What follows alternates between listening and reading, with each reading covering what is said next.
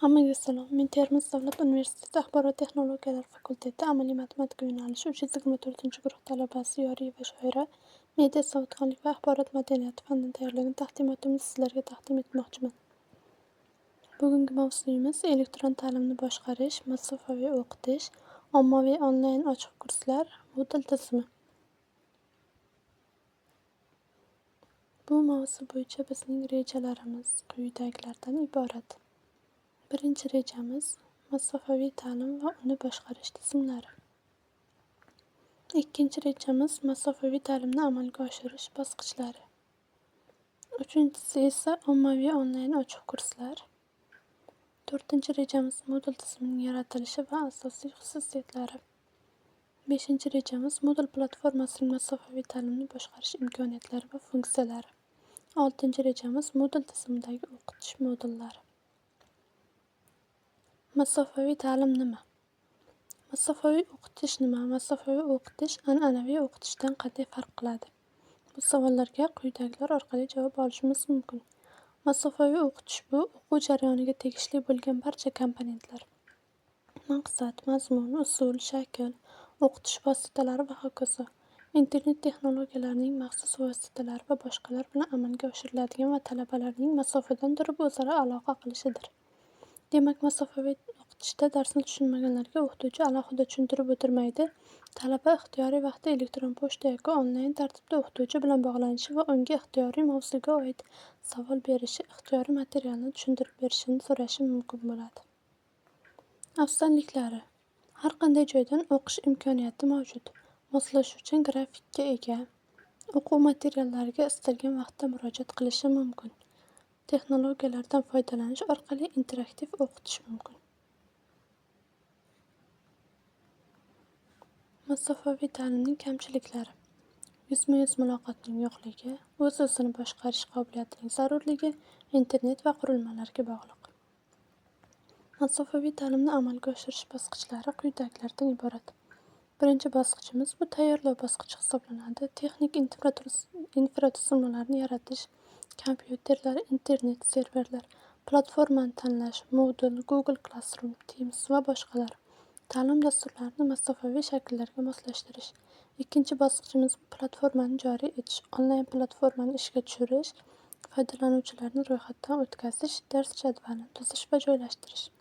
Uchinchi rejamiz bu ta'lim jarayonini boshlash, ma'ruza va amaliy mashg'ulotlarni onlayn o'tkazish, o'quv materiallarini yuklash, video, audio, matnli fayllar, onlayn muloqot va fikr almashish, forumlar, chatlar, video qo'ng'iroqlar qilish imkoniyati mavjud. Nazorat va baholash. Testlar, imtihonlar, topshiriqlar orqali bilim darajasini baholash, avtomatik baholash tizimlaridan foydalanish, oraliq va yakuniy natijalarni monitoring qilish. Beshinchi bosqich bu tahlil va takomillashtirish. O'qitish jarayonini tahlil qilish, foydalanuvchi faoliyati va natijalari, so'ngra kamchiliklarni aniqlab, ularni bartaraf qilish. Talabalar va o'qituvchilar fikrini inobatga olib, platformani takomillashtirish mumkin. Ommaviy onlayn ochiq kurslar deganda nimani tushunasiz? Ommaviy onlayn ochiq kurslar bu talabalar va o'quvchilarga dunyoning istalgan burchagidan turib yuqori sifatli ta'lim olish imkonini beruvchi platformalardir.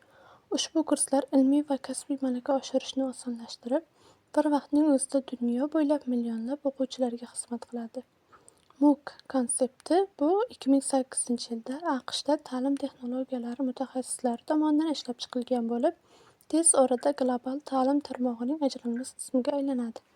Massive Open Online Course deb ataladigan bu tizimda kurslar barcha uchun bepul yoki arzon narxlarda mavjud. Shu bilan birga ishtirokchilar darslar va materiallar bilan onlayn tanishish, ular ustida ishlash va baholashni amalga oshirish imkoniga ega. Hozirda bir qancha taniqli universitetlar va ta'lim platformalari o'zlarining kurslarini taklif qilib, yuqori sifatli materiallar va interaktiv darslar yordamida o'quvchilarni o'qitmoqda.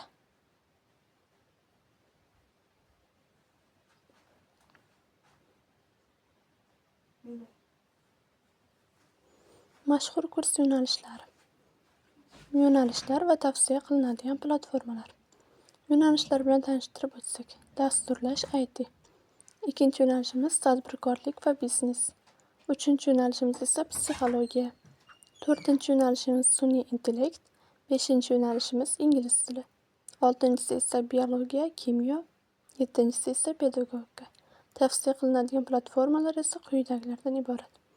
Bu yerda o'zining raqamiga tegishli bo'lgan yo'nalishlar tavsiya qilinadigan platformalar bilan bo'ladi. Bepul sertifikat beradigan eng yaxshi saytlar: Alison, Google Digital Garage, FreeCodeCamp, Cisco Networking Academy, Microsoft Learn, moliyaviy yordam kabilar.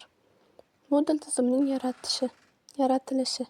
Moodle ommabop ochiq kodli ta'limni boshqarish tizimi (LMS) bo'lib, o'qituvchilarga onlayn kurslarni yaratish va boshqarish imkonini beradi.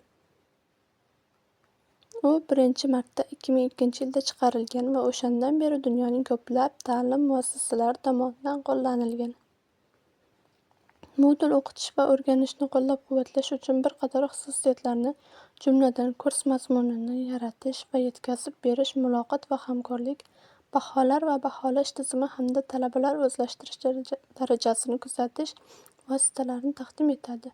Shuningdek, Moodle foydalanuvchilarga o'zlarining ehtiyojlariga mos ravishda sozlash imkonini beruvchi keng ko'lamli plaginlar va integratsiyalarga ega. Moodlening asosiy xususiyatlari. Ular: kursni yaratish va boshqarish, kontentni yaratish va yetkazib berish, shu jumladan multimedia yordami, muloqot va hamkorlik uchun muhokama forumlari va xabar almashish vositalari, baholash va baholash vositalari, jumladan viktorinalar, topshiriqlar va rubrikalar, videokonferensiya, aloqa va kontentni saqlash kabi tashqi vositalar va tizimlar bilan integratsiya, talabalar bilimi va faolligini kuzatish uchun tahlil va hisobot, Android qurilmalari uchun mavjud ilovalar bilan foydalanish mumkin. Moodle tizimi ishlash arxitekturasi. Bunda masofaviy ta'lim tizimi va server ham mavjud bo'ladi. Kurs 1, kurs 1, kurs N. Moodle administratori ham mavjud. Moodle web ilovasi bu yerda bo'ladi va bu kontent orqali kurslardan o'tib, Moodle administratori tasdiqlagandan so'ng shu tartibda davom etadi. Bunda o'qituvchilar kurs yaratadi, maslahatlar va yo'riq ko'rsatadi, bilimlarni nazorat qiladi, baholaydi. Talabalar esa kurslarni o'rganadi, test nazoratidan o'tadi, o'quv dasturlarini o'zlashtiradilar.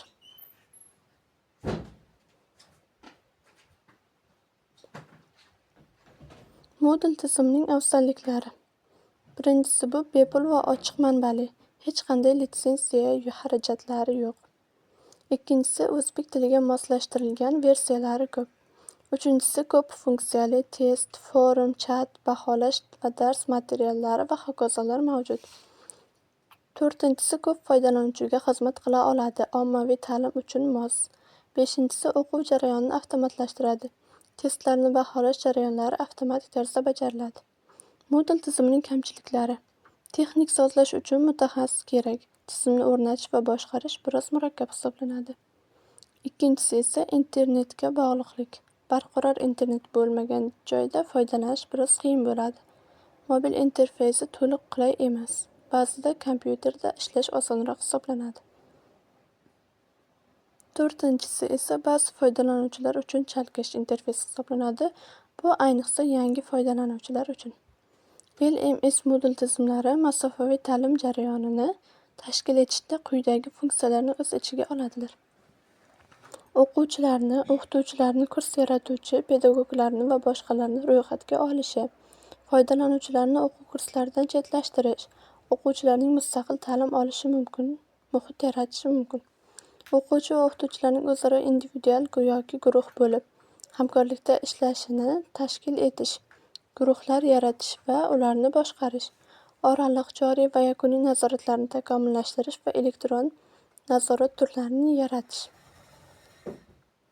Ochiq turdagi nazorat, ketma-ketlikni to'g'ri joylashtirish, bo'sh qoldirilgan joyni to'ldirish va boshqa turlari kiradi.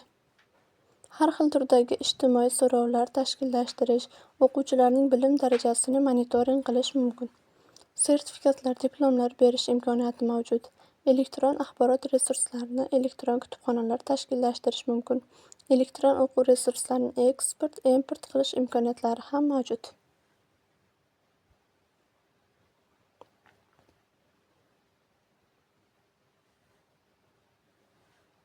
faoliyatlari, testlar, forumlar, vazifalar, suhbatlar, kengashlar, ko'rgazmalar va hokazo shulardan iborat hisoblanadi.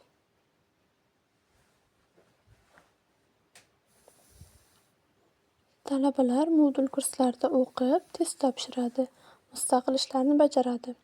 O'qituvchilar bo'lsa, Moodle kurslariga resurs joylashtiradi, topshiriqlarni baholaydi, maslahat beradi.